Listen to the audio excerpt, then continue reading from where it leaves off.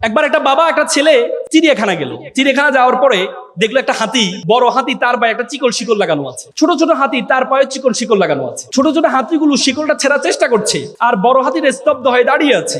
শিশু চিন্তা করলো, বড় হাতিটা যদি টান দেয় তাহলে শিকলটা ছেড়ার কথা, কিন্তু বড় হাতিটা দাঁড়িয়ে আছে কেন?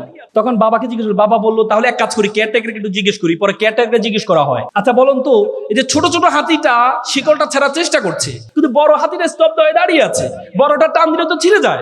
তখন কেয়ারটেকার বললো, দেখেন, এই বড় বড় হাতিগুলো যখন ছোট ছিল তার পায়ে শিকলটা লাগানো হয়েছিল, তখন সে এই ছোট ছোট হাতির মতো চেষ্টা করেছিল ছেড়ার জন্য, তখন সে পারেনি। তার মাথার মধ্যে সেট হয়ে আছে, তখন যেহেতু পারিনি, এখন আমার দ্বারা আর পারা সম্ভব না। তোমাদের মাথার মধ্যে সে শিকল লাগানো আছে যে তোমার বড় বোন চেষ্টা করেছে বড় জায়গা অক্সফোর্ডে যাওয়ার, বড় বোন চেষ্টা করেছে ঢাকা বিশ্ববিদ্যালয়ের শিক্ষক হওয়ার, বড় বোন চেষ্টা করেছে বিসিএস ক্যাডার হওয়ার, সে হতে পারেনি। তো সুতরাং তুমিও পারবা না, তোমার মাথার মধ্যে সেট হয়ে আছে, সেটা থেকে বের হয়ে আসতে হবে। পরিশ্রমের কোনো বিকল্প নেই। মনে রাখবা, পরিশ্রম তার পারিশ্রমিককে কখনো খালি হাতে ফেরায় না, কখনো না, কখনো না। তুমি পরিশ্রম কর, পৃথিবীর সবচেয়ে বড় সংজ্ঞা। পরিশ্রমের কোনো বিকল্প নেই, পরিশ্রমের কোনো বিকল্প নেই। একটা এক্সাম্পল তোমাদেরকে দিই। একবার একটা অঞ্চলে তারা চিন্তা করলো একটা মন্দির বানাবে। তো মন্দিরের জন্য কি লাগে? মূর্তি লাগে। তো তারা চিন্তা করলো একটা মূর্তি বানাবে। তো মূর্তির জন্য কি লাগবে? পাথর লাগবে। তো তারা চিন্তা করলো একটা পাথর কোথা থেকে পাওয়া যায়? সুন্দর পাশের গ্রামে একটা পাথর আছে, সুন্দর পাথর, সাদা পাথর, চমৎকার পাথর। তখন তারা গেল পাথরকে অফার করতে, যে পাথর সাহেব আপনাকে একটু লাগবে। বলছে আমাকে লাগবে, আমাকে নিয়ে কি করবা? বলছে আপনাকে নিয়ে আমরা একটু 6 মাস একটু কাটবো, ঘষবো, মাজবো, এরপর আপনাকে মূর্তি বানাবো, মন্দিরে রাখবো, সবাই এসে আপনাকে সেলুট করবে, প্রণাম করবে, সালাম করবে। 6 মাস? না, এই কষ্ট আমার দ্বারা সম্ভব না। আমাকে কষ্ট ছাড়া যদি কোনো কাজ থাকে সেটা বলো।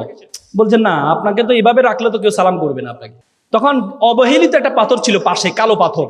সে বলে, স্যার আমাকে নিয়ে যান, 6 মাস না, 1 বছর ধরে আমাকে কাটেন, ঘষেন, মাজেন, কোনো সমস্যা নেই। পরবর্তীতে এই কালো পাথরটাকে নিয়ে যাওয়া হয়। নিয়ে যাওয়ার পর 10 জন মিলে তাকে কেটে ঘষে কাটাকাটি শুরু করলো। 10 মাস ধরে কাটছে। কাটার পর তাকে মূর্তির অবয়ব বানালো, অবয়ব বানার পর মন্দিরে রাখলো। দেখা যায় সবাই এসে তাকে প্রণাম করছে, সালাম করছে, নারিকেলে পানি ঢালে। দেখলো তো বিশাল লাইন পড়ে গেছে নারিকেলে পানি। তারা চিন্তা করলো, এই যে প্রত্যেকের হাতে একটা নারিকেল, এই নারিকেল যদি আমার দেয়ালে ভাঙে তাহলে আমার দেয়ার তো ফেটে যাবে। তখন তারা কি চিন্তা করলো, ওই পাথরটাকে একটা অফার দিয়ে দেখি, এখান থেকে কাটা ঘষার কোনো কাজ নেই।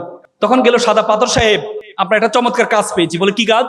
বলছে আপনাকে কাটবে না, ঘষবে না, মাজবে না, কিচ্ছু করবে না, শুধু নারিকেল ভাঙবে। ও চমৎকার। 6 মাস? না, 6 মাসও লাগবে না, এখন থেকে কাজ শুরু। আপনার এখন থেকে আপনার কাজ শুরু, রেডিমেড কাজ। তো ভালো কথা। তো পরে তাকে নেওয়া হয়, প্রত্যেকে এসে নারিকেল ভাঙে। আবার জুতোর পিতি খুলে গেলে তার পায়ে উপরে জুতা রাখে, পিতিটা লাগায়, আসতে যাইতে লাথি মারে, পায়ের মধ্যে কোনো কাদা লাগলে তার পাথর দিয়ে তাকে মোছে, আর নারিকেলটা নিয়ে ওই যে মূর্তি, কালো মূর্তির উপর ঢালে। সবাই এসে প্রণাম করছে, সালাম করছে। সাদা পাথর বলছে, কি রে বেটা, তুই ছিলি সবচেয়ে অবহেলিত পাথর, তোর সাথে কেউ সেলফি তুলতো না, আমার সাথে সবসময় মানুষ সেলফি তুল, আর আজকে মানুষ তোকে প্রণাম করছে, তোকে সালাম করছে, আর আমাকে আসতে যাতে লাথি মারছে। তখন কালো পাথর বললো, তুমি তো দেখেছো আমাকে সম্মান করাটা, কিন্তু আমাকে যখন কাটা হয়েছে, ঘষা হয়েছে, মাজা হয়েছে, 10 জন মিলে 4 দিক থেকে আমার উপর আঘাত করা হয়েছে, তখন আমি সহ্য করেছি বলেই আজকে মানুষ আমাকে প্রণাম করছে, সালাম করছে।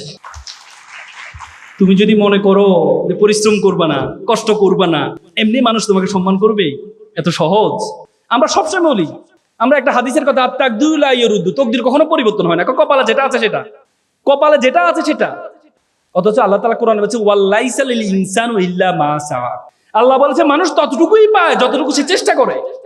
এবং আল্লাহ তাআলা কোরআন আরেকটা আয়াতে বলেছে, ইন্নাল্লাহা লা ইউগাইয়িরু বিকাউমি হাত্তা ইউগাইয়িরু বিআনফুসিহিম। আল্লাহ কোনো জাতির ভাগ্য পরিবর্তন করে না যতক্ষণ পর্যন্ত ওই জাতি এবং ওই ব্যক্তি নিজের ভাগ্য পরিবর্তন করার চেষ্টা না করে। আর তুমি মনে করো চেষ্টা করবা না, এমনিই তুমি সফল হয়ে যাবা, তোমাকে মানুষ সালাম করবে, প্রণাম করবে? না, এমনি করবে না, তোমাকে এমনি কখনো করবে না। তোমরা মাইক্রোসফটের প্রতিষ্ঠাতা নাম কি বলো তো? Bill Gates. বিল গেটসের কয়েকদিন আগে আমি একটা বই পড়লাম, বইয়ের নাম ছিল রোড অ্যাহেড। সে বইতে বিল গেটস তার জীবনে, সে হার্ভার্ড ইউনিভার্সিটির ড্রপ আউট স্টুডেন্ট ছিলেন, সে হার্ভার্ড ইউনিভার্সিটির। সে তার বইয়ে একটা গল্প লিখেছে। তার মা ছিল মেরি ম্যাক্সওয়েল গেটস।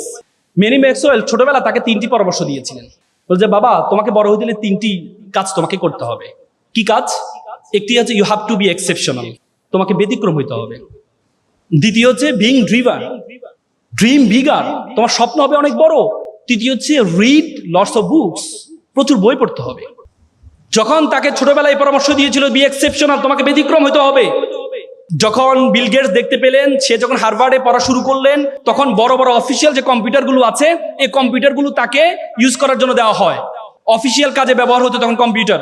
তখন বিল গেটস চিন্তা করলো, আমি অফিসিয়াল কাজে কম্পিউটার না, আমি এমন একটা মাইক্রো কম্পিউটার আবিষ্কার করব যেটা ঘরে বসে এটা ইউজ করা যায়। বিল গেটস ইউনিভার্সিটি ক্লাসে যাওয়া বন্ধ করে দেয়।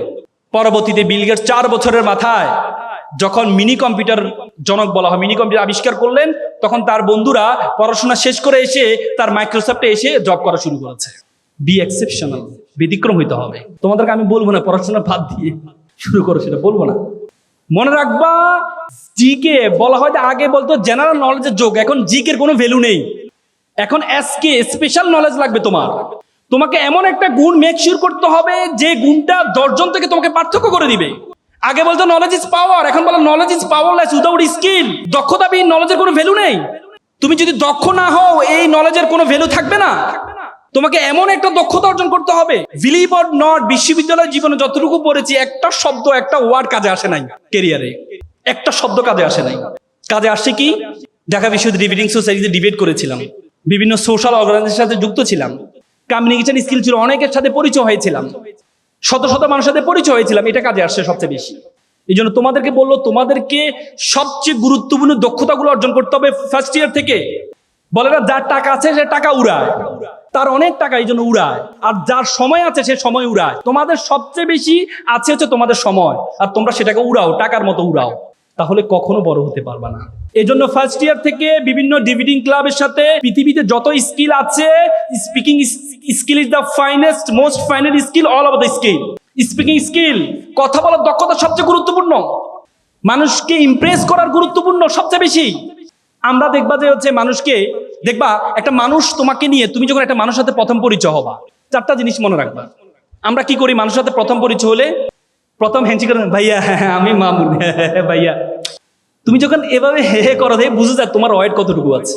তুমি যদি বলে, ভাইয়া আমি মামুন, আমি ঢাকা বিশ্ববিদ্যালয়ের প্রথম বর্ষে পড়ি, ভাইয়া, শুরু করলাম। আর তুমি যদি ভাইয়া আমি মামুন, ভালো আছেন ভাইয়া, তখন যার সাথে কথা বলে সে বুঝে যাবে তোমার ওয়েট কতটুকু। দ্বিতীয় হচ্ছে, আমাদের একটা স্বভাব আছে, আমরা দ্বিতীয় মানুষকে সবসময় বদনাম করার চেষ্টা করি, যে ভাইয়া ছবিতে তো আপনাকে অনেক সুন্দর লাগে, বাস্তবে তো আপনি এত সুন্দর না। তাহলে এই ভাইকে তোমার সাথে কথা বলবে? বলবে? হ্যাঁ ভাইয়া, আপনাদের ছবিতে অনেক, আপনার আজকে স্যুটটা ভালো লাগছে না, আজকে কালো কালো লাগছে আপনাকে, বলি কিনা আমরা, বলো? অথচ তোমাকে প্রথম কথা বলতে হবে যে ভাইয়া ছবি থেকে বাস্তবে আপনি অনেক সুন্দর। এটা যখন বলবে ভাইয়া, তখন একটু একটু বুঝো নাই, একটু কি? হ্যাঁ শোনো, পৃথিবীতে প্রশংসা পছন্দ করে না এমন কোন মানুষ আছে? আল্লাহ প্রশংসা পছন্দ করেন। আল্লাহ আমাদেরকে সৃষ্টি করেছেন, কিন্তু প্রত্যেক নামাজের শুরুতে আমাদের আলহামদুলিল্লাহ রাব্বিল আলামিন আর রহমান, তুমি সকল প্রশংসা একমাত্র আল্লাহর, যিনি এটা তৈরি করেছেন, ওইটা তৈরি করেছেন, যিনি আমাদের তৈরি করেছেন। প্রত্যেক নামাজের শুরুতে যদি সূরা ফাতিহা না পড়ো, তাহলে নামাজে হবে না তোমার। তার মানে কি? আল্লাহ জানে আমাদেরকে সৃষ্টি করেছেন, তারপরে প্রত্যেক নামাজের শুরুতে আল্লাহ বলে প্রশংসা করো, প্রশংসা করো, প্রশংসা করো। আমাদের আপা, ওই যিনি চলে গেলেন, আমার মনে আছে 2015 সালে চিনমতি সম্মেলন কাজে অটিজম দিবস, পুতুল, ওনার মেয়ে পুতুলের অটিজম দিবস উপলক্ষে একটা প্রোগ্রাম হচ্ছিল। সেখানে 100টা যুব সংগঠনকে ইনভাইট করেছে। তা আমি একটা সংগঠন পরিচালনা করতাম, আমাকেও ইনভাইট করেছিল। তো ইনভাইট করার পরে যেহেতু আমি তখন 2 জনকে কথা বলার সুযোগ দিলেন, যারা কথা বলতে পারেন, তার মধ্যে আমাকে কথা বলার সুযোগ দিলেন। তা আমি স্টেজে যখন দাঁড়াইলাম কথা বলার জন্য, তখন আপা এসে উপস্থিত। আপা আসার পরে কেউ কি আমার দিকে তাকানোর সুযোগ আছে? সবাই আপা আপা, মানে স্লোগান উপর স্লোগান, স্লোগান উপর স্লোগান। আমি আর কি করবো, আপা আরে কিভাবে? তখন আমি বললাম যে মাননীয় প্রধানমন্ত্রী, কারণ একটা হাওয়া তো মারতে হবে, নাহলে আমার কথা সে শুনবে না।